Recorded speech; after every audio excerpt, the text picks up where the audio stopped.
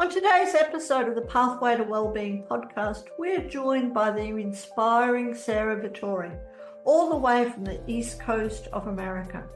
As a somatic coach and healer, Sara is passionate about body wisdom and helping others to tap into their innate ability to thrive, especially in today's complex world.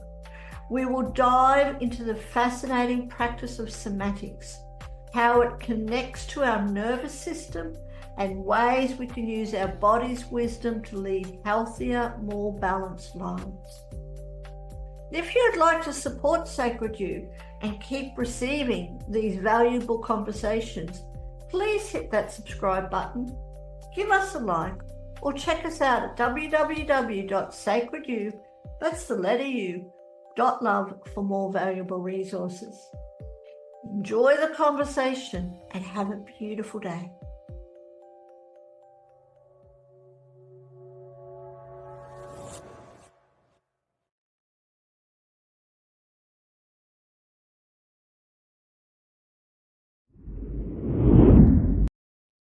Welcome to today's session of the Pathways to Wellbeing podcast. And with me today is the beautiful Sara Vittori, who's joining us all the way from the East Coast of the States. Welcome, Sara. Thank you for joining us today. Thank you so much for having me. Really thrilled to be here. Yes, and I'm actually honoured to be talking to you. Something that I'm very interested in and love the concept and practice, and that's all about somatics. And we're going to be really talking about the body wisdom and how you access it and how we can wire ourselves to thrive, especially in today's world, which is such a neat thing. So can we start, Sara? Tell us about you, who you are, and what drove your passion to get into work.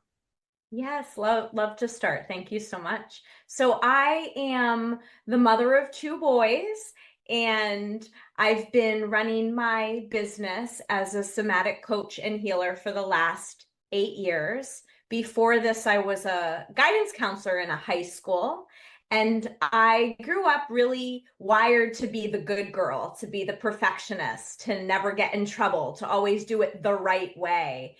And when I stepped into my job as a guidance counselor after my master's program, I realized, like, oh no, what did I do? What am I getting myself into?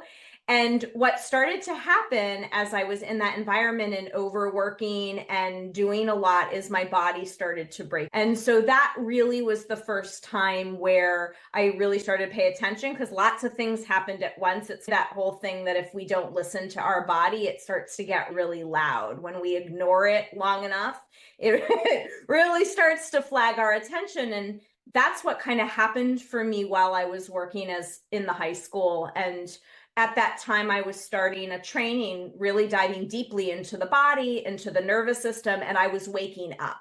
Started to really wake up from being very shut down. And there are two kinds of shutdown. We have shutdown where we can't get out of bed and we're depressed. And then there's a shutdown where we're stuck in an autopilot and a doing and an overriding. And that really had been my whole life. And so as I was simultaneously working and doing this training, I really started to wake up to my body and what was going on in my body and how much I ignored my body, and decided to take a medical leave from the work. I had been at the high school for 5 years, and that really was an opportunity to take care of and address all of the issues that were showing up in my body and really start to connect to wisdom of healing of our own body. All the doctors I was seeing in all these different ways were telling me that nothing was connected. So my back issue wasn't connected to my gynecological issue, which wasn't connected to my autoimmune issue, which et cetera, et cetera. And everyone was prescribing me different kinds of things. And I got very confused and overloaded with information, because for many of us perfectionist people pleasers, we look to authority to tell us what's wrong and what's right. And I was getting very confused because lots of people were saying lots of different things that were conflicting. And so I really started to listen to my body and honor the rhythms, because I no longer was working at the school, because so I could get up when I needed to, I could rest when I needed to, I could eat the foods that were nourishing when I needed to. And I started to heal, and I started to resolve a lot of what was going on, the dysfunction in my body. And that really fueled a fire within me to share with other people that we don't have to live in pain. Many of us are walking around in a lot of chronic pain and illness and discomfort and suppression of emotions. And there's another way to be here and to live. And there's another way to move through stuckness and a dysfunction or dysregulation in the body. And so through my own healing path, I really got excited about sharing the nervous system information, sharing about connective tissue health and wellness, and really spreading the message that we have these innate potentials that live deep within us that no one tells us about and it's not talked about. And we can really harness that so that we can be living in our optimum potential and have access to our optimum healing. And that might be in combination with traditional medicines and traditional providers, but there's a lot that we can do for ourselves that will make us just feel better in our bodies, physically, mentally, emotionally, spiritually. And that's what I love to talk about and geek out about, because the science to me is fascinating. Oh, it would be. It's amazing. And, right now, if I can just take a moment just to honor you, Sara, like Oh, thank you. to bring your experience and your passion podcast and to the world, to our community and the greater world in general, because I love it when people share things from lived experience. But you haven't just learnt it in a textbook. You have lived it and you have come through it, and you've been able to put all your practices into practice. And now Yes. you're teaching others and helping others. So thank you ever. Oh, thank you. Yeah, I appreciate that. No problem. I'd love to go back into a couple of things that you've said, and you talked about the nervous system. And even before that, let's go before that. So I've got two questions. Let's go back to the real basics, and I'd love to know, what does somatics actually mean? Yeah. So Great. I'll dive off there. So soma, the root of somatics, soma means body in Greek. So somatics is the study, the understanding, the practice of being in a body, living in a body. And so many of us very much live in our heads and we ignore our bodies, or we're very connected to our bodies when there's dysfunction, when there's something wrong, when we're in pain. And so somatics, from my lens of really working with the body, is really understanding optimally how the body works so that we can harness its natural cycles and be able to live fully, have energy, be able to sleep when we need to, be able to feel creative when we want to, all of those different things. And the nervous system is at the foundation of understanding how the body works. We're mammals, and so we're wired for survival, and our nervous system is governing whether or not we are safe, whether or not our system is perceiving safety. And so because our sort of directive is to survive, whether or not our body feels safe, whether or not our nervous system is interpreting safety is very important. And then that then dictates our behavior. It dictates whether or not we can set a boundary. It dictates whether or not we feel comfortable in a new space, or putting ourselves out there in the world, or speaking our truth and our authenticity.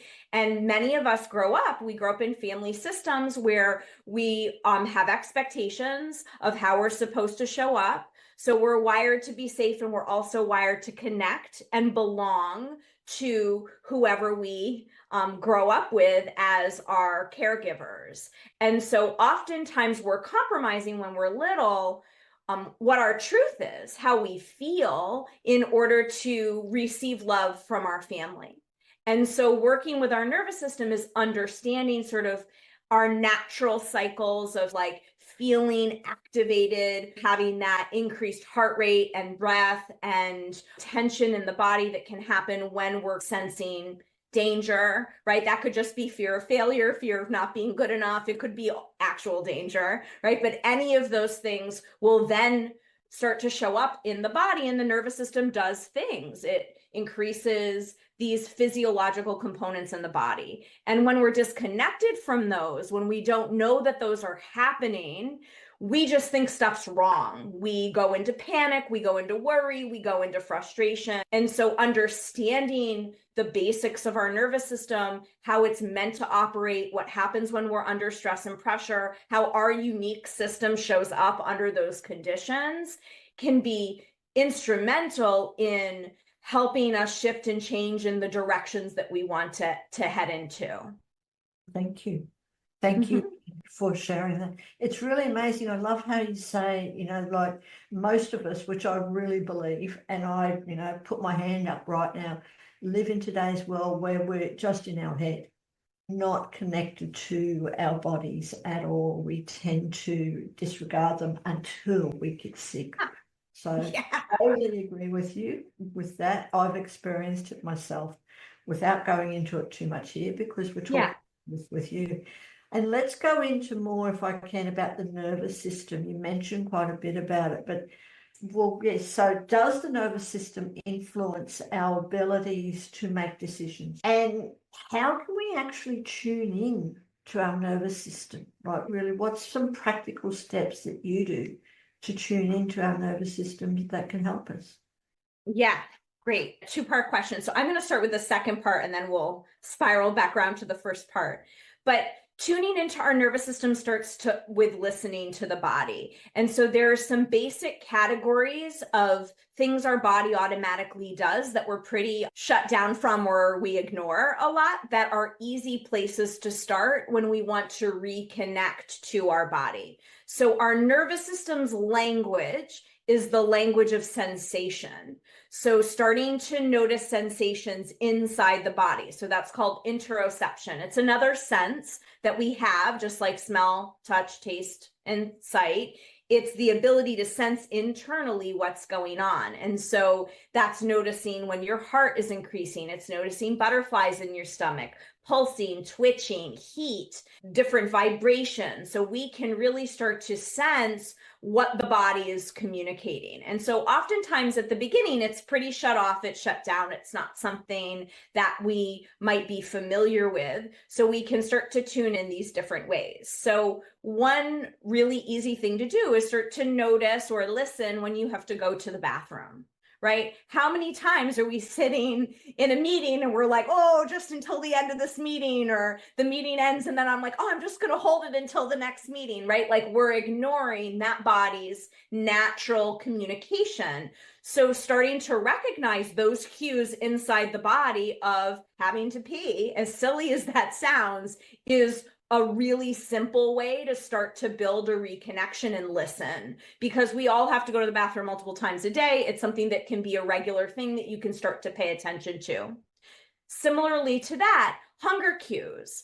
Eating when you're hungry, not eating if you're not hungry, paying attention more to, am I eating this because it's like 12:30 and we eat lunch at 12:30, or am I eating this because my body is actually letting me know that I'm hungry? So hunger cues are another form of communication. Sleep cues. Are you tired? Are you having brain fog as you're sitting and trying to write that email? Starting to notice when your body's shutting down or requiring or asking of you of rest. And there are lots of other categories to tune into, but for me, these are the three easiest ones: food, rest, and bathroom cues, to really start that communication. Does that make sense? That makes total sense, because again, how often do we not listen to those cues? Yeah. How often do we, for eating, eat when we're not hungry emotionally? Yeah. Often, like you said, is yes, we need to go to the bathroom, but no, I don't have the time. Where it doesn't take very much time, and it's a normal thing. Everyone has to do it. But no, I don't have the time now because I'm talking to whoever I'm talking to. Makes total sense. Thank you. And yes, totally. Yeah. think you've answered my other question too about the nervous system. How does it really influence our daily decision making? Yeah, yeah. And in that sense, it's governing whether or not we feel safe. If our body is deeming something not safe, I work with a lot of entrepreneurs who feel nervous about being on a podcast. So, for example, if I'm having a conversation with you for a podcast, but I'm feeling nervous about that, if my body's not feeling 100% safe, I'm going to start to pump more adrenaline. I'm going to start to pump more cortisol in my body, and my body's survival responses are going to take more preference in my system than my access to my intellect. So if I'm in a survival response, if I'm activated, even if it's a low level, that's going to interrupt my ability to think clearly, to focus, and to access my knowledge. And so I work a lot. I'm a peak performance coach also. So I work a lot with athletes and performers and entrepreneurs who have blocks or fears. And it's very common when you're under pressure to lose all access to your skill, whether you're an athlete or whether you've got a lot to share as an entrepreneur. And so going blank, if you ever took tests growing up and you studied a lot for them, and then you sit down at your test to take your test and you know the material and you sit down and you get the test and then you don't remember anything, that's your nervous system getting in the way. It's working so hard to let you know that there's danger, that it's taking away our ability to function well. And it's why when we're really talking about wellness and health, this nervous system conversation is very important, because we want our nervous system working smoothly. We want to be able to come out of survival responses when they're happening, when we need to focus or concentrate or do a thing. Survival responses are important when we are actually in danger. We want our bodies to run us away from the danger. We want our arms to throw up in front of our face when there's a ball coming at us, right? There are things that are happening in our body with those responses that are important. It's just not good to have those responses going off all the time in our bodies. So if you identify listening as someone who's super stressed out or like busy, like always doing and can't stop, or when you go to sleep at night, even though you should be exhausted, you're still churning a little bit, still running revved up, that's an indication like that your nervous system has been overworking, and we need to bring in some healing and some soothing so that it can come back and work more efficiently, because it's going to give you more energy. Like our nervous system's responsible for our rest. Lots of people are talking about that, right? So to have really nice rest, but our nervous system working well is also responsible for our creativity. It's life force energy. It's get up in the morning and have a good day and have the ability to be creative and work hard, and then come home and be tired and rest. And so bringing in health into the system then will allow you to do all the things you want to do and hold all the pieces. If you're running a business or you have a family or you're doing lots of these different layers, when our nervous system is working smoothly, then it's not getting in the way. Yeah, absolutely. I'm just taking a moment just to take all that in, because you're talking my language. I get it. I totally get that. Awesome. What about connective tissue? Is that different to our nervous system? And what role does connective tissue have to play in our emotions? Yes, I love talking about the connective tissue. I am trained in something called the MELT method, which works with our connective tissue system, and it uses these little rubber balls and super soft foam rollers, and it works to hydrate our connective tissue. So our connective tissue is a 3D fluid matrix, and it houses all of our muscles and bones.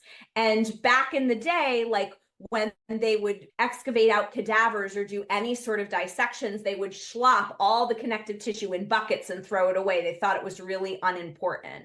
And over the last 12 to 15 years, there's been so much more research within this field of really understanding that this is the information highway. This fluid matrix has and houses all of the nervous system receptors in the fluid. And so it's what's communicating to our brain, to our body, whether or not we're safe, whether or not we're in pain, whether or not we're having a digestive issue. And so as we're aging, and also from repetitive movements, like we're both sitting on our butts right now in our seats, or like looking down at our phones. And so what that does is it compresses the tissue, and the tissue gets very dehydrated. So this is a natural thing that happens as we get older, but also just from the way we live our lives, sitting in cars, sitting at our desks, not being very mobile, or being extra mobile, holding those same yoga stretches every single day in the same way, right? All of that repetition is going to break down the integrity of the tissue. And so what happens is it creates what the creator of Melt calls stuck stress. And so what that is the dehydrated bits in our bodies. So if you touch in your shoulders and you've got knots, or you wake up in the morning and you've got a stiff back, or you're achy when you first wake up, but then you move around, like we've normalized in our world being in pain is like just a normal thing. Like we wake up, I'm old, I'm hurt. That's just a thing. And Melt is really all about helping people understand that the more we can help flush out our connective tissue and keep it really hydrated, the better everything works. And then we have better balance, we have better alignment physically in our structure, we have less pain and discomfort, our joints get to be stabilized, our digestive system works way better, we sleep at night without having to get up 3 or 4 times to pee, we actually feel hydrated and not just drink a lot of water and pee a lot. Because a lot of us think we're hydrating and we just drinking lots of water and it's just going right through us.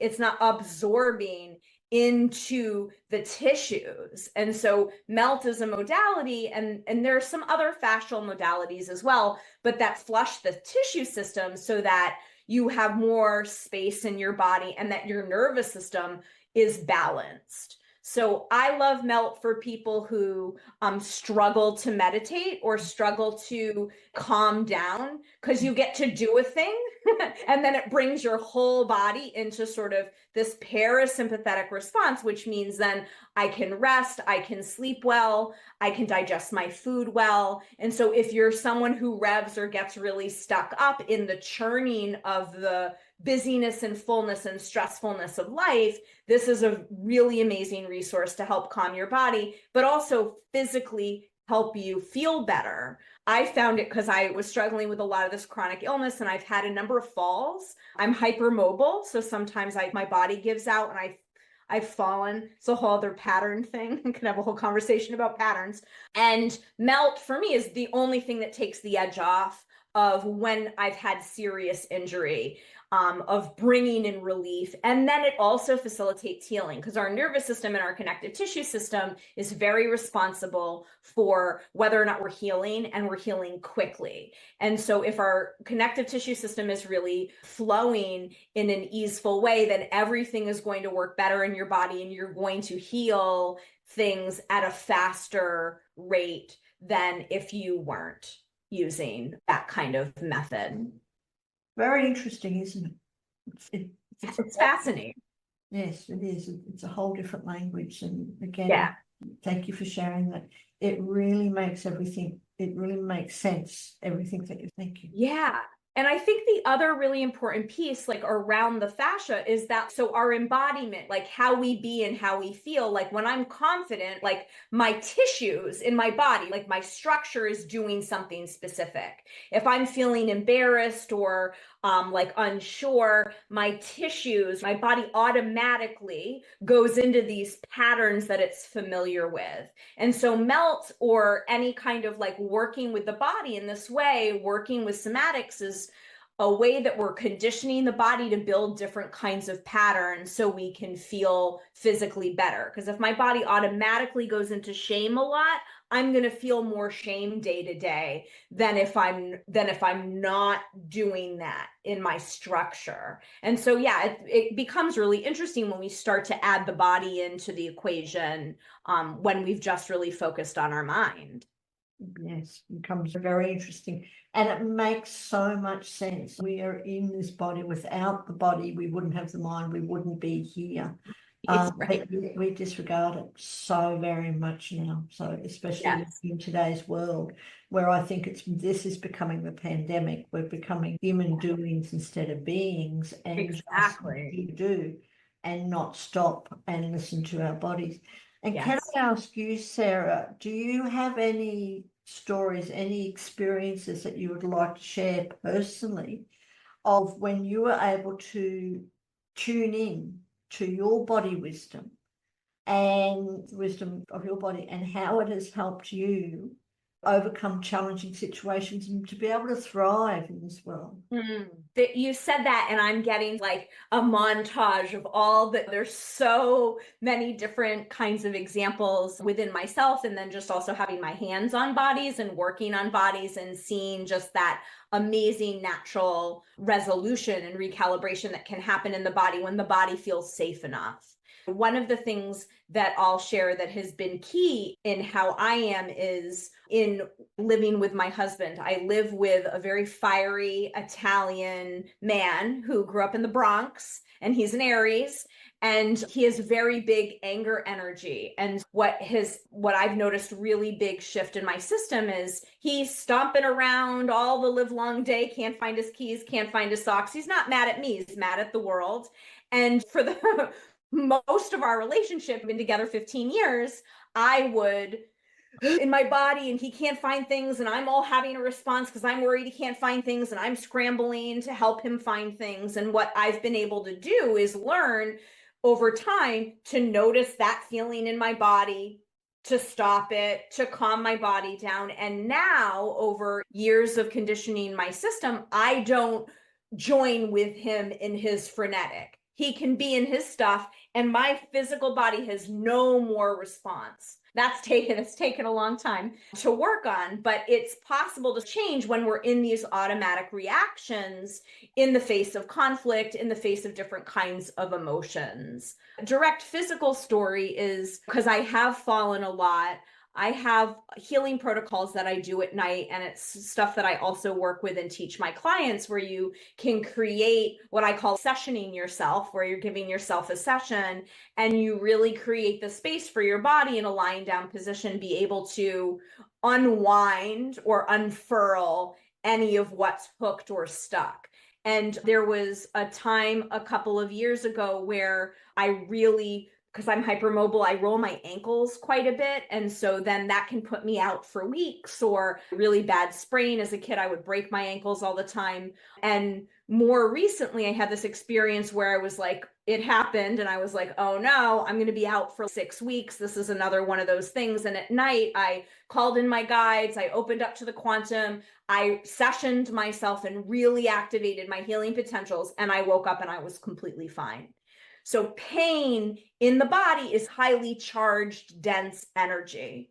And so we can learn how to move it, dissipate it. It's when we feel stuck, when we feel blocked, when we're in pain, everyone thinks that it's stagnant because it's miserable and we feel stuck or trapped, but it's actually moving at this rapid rate. And so there are these ways that we can tune into not only like our fluid system, but like our nervous system, and be able to allow things to come into completion so that they then heal and resolve. So those are two examples. Just two. And I'm sure there's many more. Again, I agree with you, especially about the pain. Can you Yeah. imagine how different the world would be if everyone realized what pain actually is and the messages that the body's trying to give us, instead of suppressing the pain, putting a band-aid, Yeah. shoving it down and going to Right. get healed that we do, instead of tuning into it. And Yeah. I think it's fascinating, Sarah. I really think what you do is absolutely fascinating. And I know I've honored you and I'd like to do it again just because, you are a fascinating person and we could sit here and talk all day, but We please, really could. we could. Please do come back and things. Oh, yeah. There's so much to talk about. Now, as well as pain, which is a huge sign, symptom, Yes. is there any other signs, common signs that we can all really recognize easily that our nervous system is completely out of whack, Yeah. out of balance. And what can we do about it? Yeah. So some of the signs would be trouble sleeping, difficulty with your digestion. If you have tummy issues, you get tummy aches, just generally feeling stressed out. If you like are finding yourself saying things like, oh my God, there's so much going on, or I'm so overwhelmed, or I'm so stressed out. A lot of us tend to join others in stressing out or like talking about how miserable things are. If you're doing, that's another sign that there might be some things that are off. If you're in pain or discomfort or feel really exhausted, if you feel like you don't really know what you like or you enjoy, or you're feeling blah or flat, those are other signs. What I find a lot is I get people who say that they're confused or like fuzzy or having memory issues. Those are other sort of indications that the system is a little bit overloaded, just a little, and it might need some support. So those are some of the common ones. Other things that people would report, or that I know I'm more blown out when I have less patience, like with my kiddos, we homeschool my youngest. If I'm snapping when I don't usually, or I'm feeling more reactive, that's a sign for me that, well, I need to do a practice or take some space for myself or catch it. So there are things that we can start to learn within our own bodies that are our early warning signs. For me, also, I get a little bit of, I might get sick. People might get sick often. If you're getting sick a lot, or you're getting sick after big deadlines or big things, like if you're running a workshop or have put on a big program and then you're getting sick afterwards, that's another sign that your capacity might not be quite where it needs to be in your nervous system to hold all of what you're doing. So those are some of the common signs. And yeah. Yes, that's a signs that I think the entire population live with on a daily basis. Yeah, it's true. And the resolving piece for me comes back to creating space. And it always comes back to creating space, because we're not going to be able to listen to our body or make any changes if we're not creating space to do. And so most people, when I start to talk about, my whole business is based around creating space for people, because I need it as a mom of two, and homeschooling, running my own business is what I need most. It's what I help people with. But creating space does not have to be a whole weekend or a whole day. What I mean is, I talk about microdosing space with my clients. Like, what ways are we in teeny tiny little bits finding moments to check in and ask, what do I need right now? So for anyone listening, is a place to start setting an alarm in your phone that goes off 3 to 5 times a day that literally asks you, what do I need right now? So that you're pausing. It's 1 minute. Check in, notice, do you have to pee? Do you need a glass of water? Do you need something to eat? Do you need to stand up and just move for a second? Starting to reconnect to actually tuning into what we want. Because a lot of times when we're starting this initial inquiry, we've been very disconnected for so long.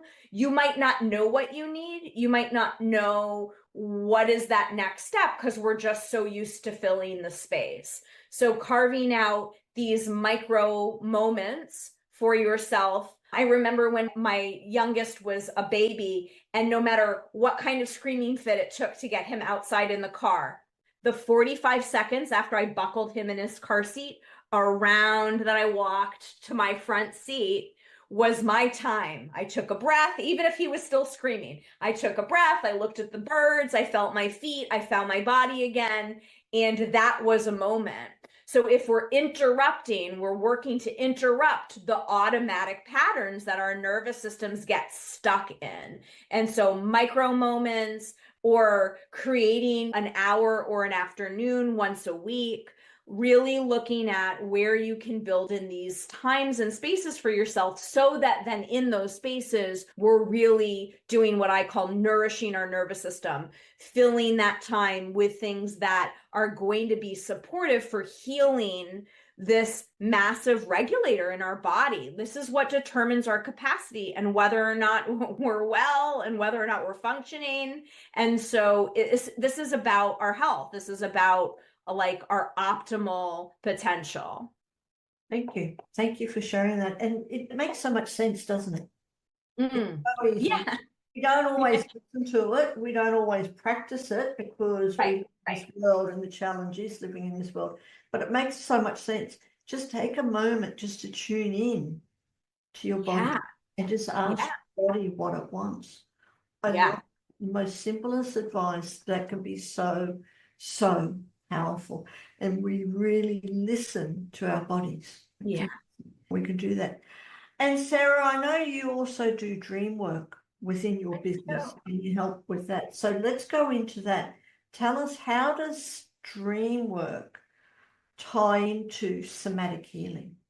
I am just obsessed with dream work. This is a personal passion of mine. It's not something that I was formally trained in at all. It's something that I feel very ancestrally connected to. All of my ancestry are Ashkenazi Jews from the Lithuanian era, and there is just a very rich dreaming practice in Jewish heritage. And so it's something that has come through for me in that way and to self-study.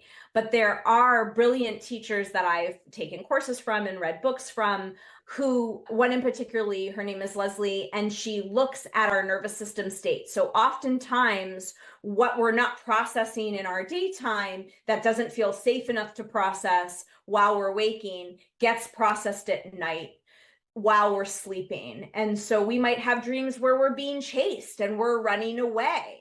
That's your body's trying to complete a flight response, right? Of feeling like there's danger. Or in our dream space, we might fight someone or attack someone or even kill someone. That's our body and our nervous system's way of trying to process and complete protective responses that haven't been able to be expressed. So the dream space at night becomes this multi-dimensional playground for our unconscious in our psyche, but also our unconscious in our nervous system to come out and be in healing and be in expression. And so the last 3 years of my business have been all about following threads that light me up and doing things and offering things that I get really excited about. And I just love doing dream work. It's such a powerful portal to looking at things in different ways and helping our brains see and process upsetting things in creative angles that often dissipate some of the high charge sort of trauma energy around it, so we can look at things differently. And again, so true. Thank you for sharing that. Our dreams will tell us exactly what we need to know. Yeah. Exactly what we're not dealing with. Yeah, that. It's just really listening to that. And I'd love to know, even in today's age, there is so much around, especially in the, the metaphysical and everything else, but there's still a lot of skeptics out there that don't believe in somatic practices or intuitive healing practices because there's no science backup. But tell us about that. Do you have any knowledge about the science and somatic? Yeah, what's just so amazing around the technological boom that we are in is the research and the science has just been in such an expansive exponential growth. And I would, in terms of the body and how the nervous system works, but also in terms of consciousness and the science behind consciousness and how thought is energy and how that's traveling and moving. And so there is tons of scientific information and studies being done now around our nervous system responses, connective tissue. Actually was just last week there's an amazing anatomist who has been doing dissections of the body for the last 18 years and teaching about fascia and connective tissue. And he did what he called the nerve tour. And it was a 5.5 hour presentation on, he did this complete dissection of a cadaver, and we got to see just the nervous system, like the nerve communication system. It was amazing. And again, I like to geek out on this stuff. So I am very spiritual. And then there's all the science stuff that gets woven in. So he was really talking about and looking at the wholeness of our system, this whole communication, how everything is working and flowing together. And this was through his research. He was in the literal body, in the tissues, in the bones, in the nerves, and looking at how things are woven and connected. So there is a lot of research around our fight, flight, and freeze responses. There's a lot of information now around the fascial science. There's a lot of really fascinating information and research around epigenetics and how we are patterned and imprinted as we are growing in our embryo state within the mother's womb. And so there's just the science right now in so many of these different realms are really expanding. And so there's plenty of directions, if you're interested in any of those things, to go down rabbit holes and find really amazing research. Heart Math Institute is doing fabulous stuff on measuring heart frequency and what the body does in different emotional states. So you can look at graphs and charts, checking out Gil Henley with some of the fascial information. Sue Hitzman, who is the creator of MELT, did an enormous study around working with the connective tissue and MELT and patients who struggle with back issues and healing back pain. And that's just the tip of the iceberg. There are lots of other amazing scientists who are doing really cool things and talking about this is how the body works. This is not out there stuff. This is literally like our nervous system works in a particular way. Our connective tissue system works in a particular way. We're not making it up. It's been measured and observed, and it's what we know right now, right? And then in 10 years, let's have this conversation and see where it's gone. But for now, we have some really amazing information available at our fingertips. Isn't that incredible information? Thank you for answering that one. And I'm just sitting here and I agree with you. I feel it. I totally get it about geeking out on seeing the actual nervous system in bodies. It would be really amazing. And I'm sure if they haven't done it already, to be able to see the nervous system when it's actually functioning. And oh yeah, it would, yeah, it's incredible. That's why I just love talking to you. And now you mentioned genetics or epigenetics. How does genetics, our genetic makeup, what role does that have with somatic healing? Yeah, so we are born into this world conditioned and primed to survive in our parents' realities. So when we're growing in the womb, we are one with our mother. We don't know as we're growing that we're separate. So our body is developing based on the combination of our father and our mother and all of what they went through. So in my case, I'll just speak personally, both my parents grew up in really abusive households in different ways. And so they worked really hard to make sure that we had a very safe and loving and caring environment. They really broke some generational stuff. But I came out of the womb like on alert. I never wanted to get in trouble. My mom would talk about how I would crawl towards the light and outlet. They never had to put the little outlet things on the covers because I would just crawl towards it and my mom would look at me and she said I would turn the other way. So we are primed to survive in our parents' environments. And so our genetics influence our ancestry. And a lot of the research is showing at least we're carrying 7 generations back and 7 generations forward of patterns of how our ancestry and families have survived, then we are conditioned to have those responses. And then we grow up in our families and we have our own experiences, and those experiences reinforce often the patterns that we initially started with. So a lot of times I work with a lot of people who will say to me, I had a fine childhood. There wasn't any abuse. Like, I was cared for, I wasn't neglected, but I still have all these issues. And a lot of times, the issues that we're holding or the challenges that we have in our personalities are stemming from ancestral patterns that are stacked and are just there in our bodies because that's all that we know. But the really cool thing about all of this and what I geek out about is that our body is regenerative. We are constantly shedding cells and rebuilding new ones. We can repattern and reprogram ourselves. We can repattern and reprogram our nervous system to align to its natural flow of health.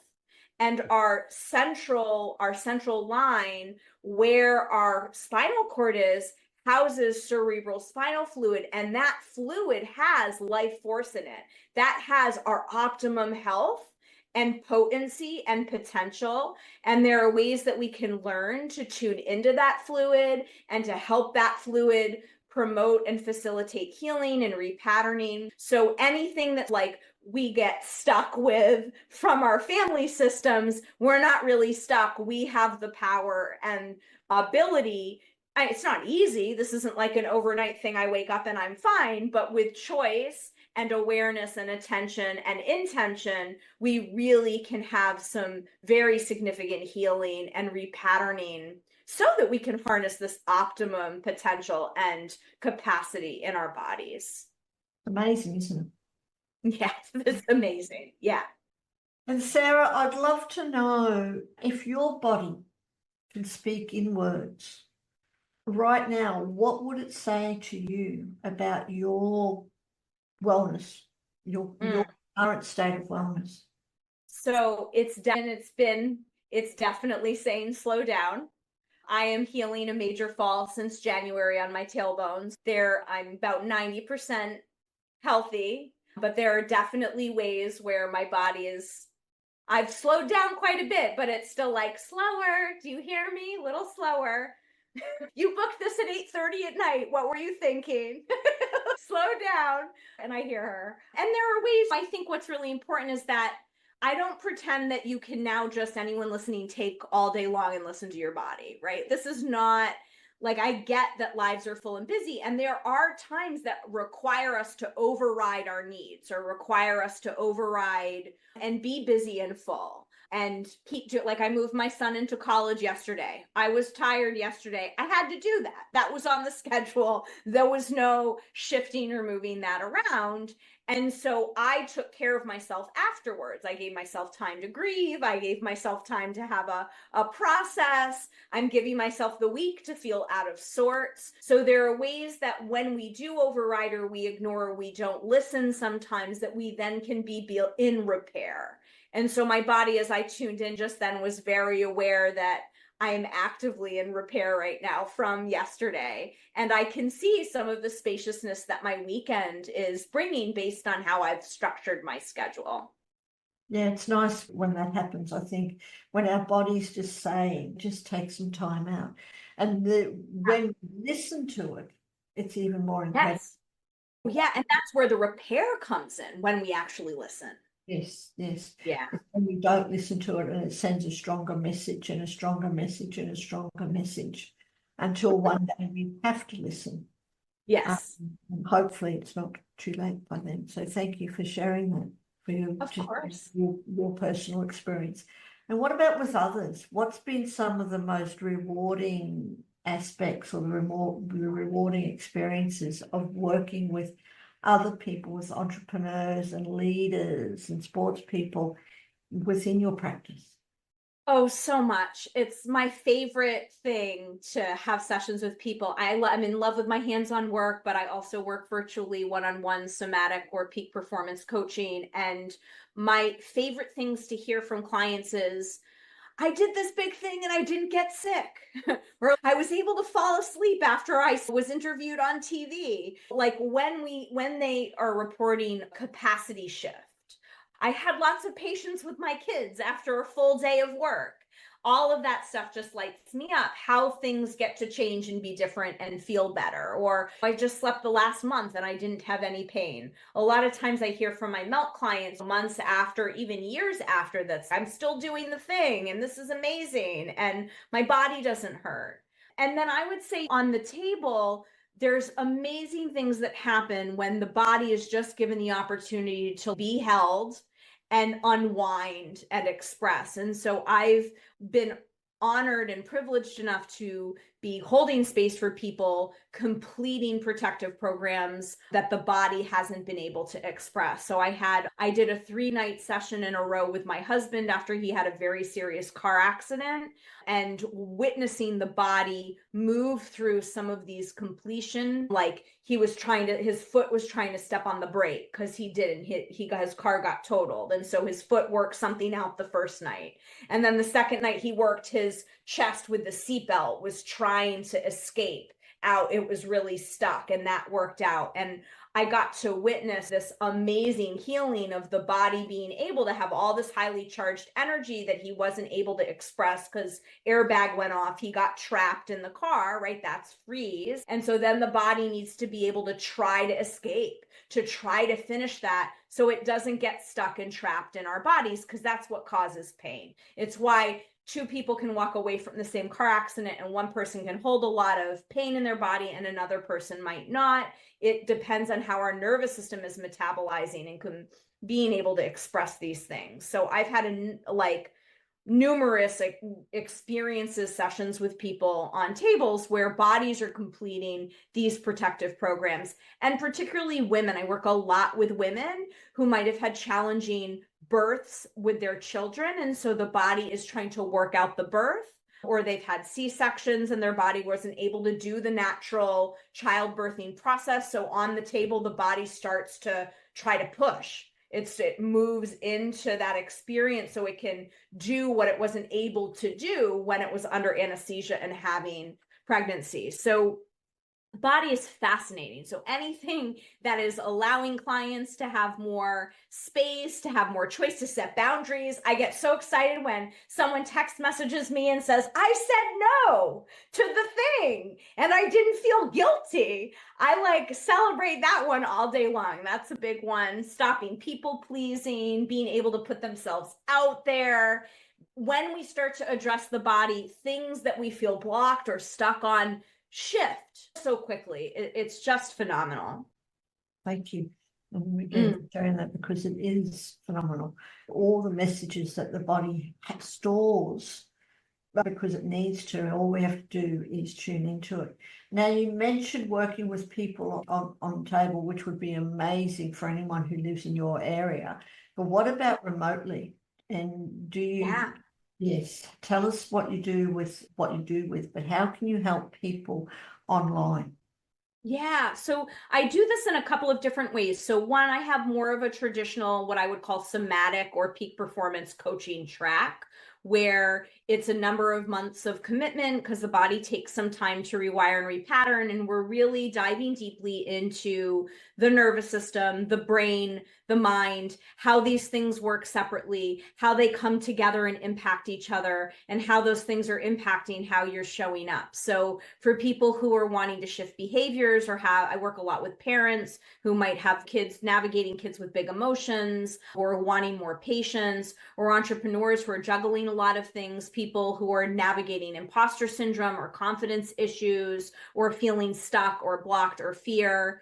These sessions are designed to help you understand how your nervous system works, how to reconnect, really working on through homework assignments and practices and my frameworks, really understanding these things and putting into practice and getting the body to repattern and recondition. So a lot of my clients are navigating chronic illness, who are trying to leave full-time jobs and start their own businesses, all of those different pieces, we need to have capacity in our bodies and we need to not be sick or in pain. And so depending on what you're showing up with those sessions, we might do some melt method work where you're getting the materials and I'm showing you how to do that right online, because that's the awesome thing about melt. You purchase the materials no matter where you are in the world, and I can show you all the sequences, and then you have them, you have the recordings, and you're able to do this as a self-care practice on your own. And then the second way that I work online is through, so my hands-on work is called somatic integration work, somatic integration sessions, and I offer those virtually. And so that would be an energetic experience, an energetic session where we're all connected energetically. We are living as one, like we're one whole earth. And my energy right now, as I'm sitting here with you, we're connected and sharing a toroidal field. My toroidal field is making one with yours, and we're sharing this co-creative one. And then anyone listening in, we're making a bigger, wider one, grouping all of those in together. So when we work online virtually for a healing session, I would be doing virtual hands-on work with your system. And so there's a number of ways that I do that. On my end, you'd be lying down in your bed comfortably and you can close your eyes and go to sleep. I play bilateral music for you and then bring you through some guided visualizations, some statements, some activation statements where we're activating the healing potentials in your body. I'm then doing hands-on work, working with your cranial sacral fluid system, working with your nervous system, working with the fascial, the connective tissue system, as you're just allowing things to move through. So that's how you can receive healing while in a virtual space. And that would be absolutely amazing. We want to check that out. And for anyone who is watching or listening to our podcast today, do yourself a favor and click on the links below and check out Sara's website, connect with her, experience this amazing healing, because it would be. I've had similar healings here in Australia, but I haven't experienced Sara's yet. There will be a day. Thank you so much, Sara. Like I said, it has been a real honor to talk to you. We could go into this so much more. But before we go, is there any other questions that I could have asked you? And how would you answer?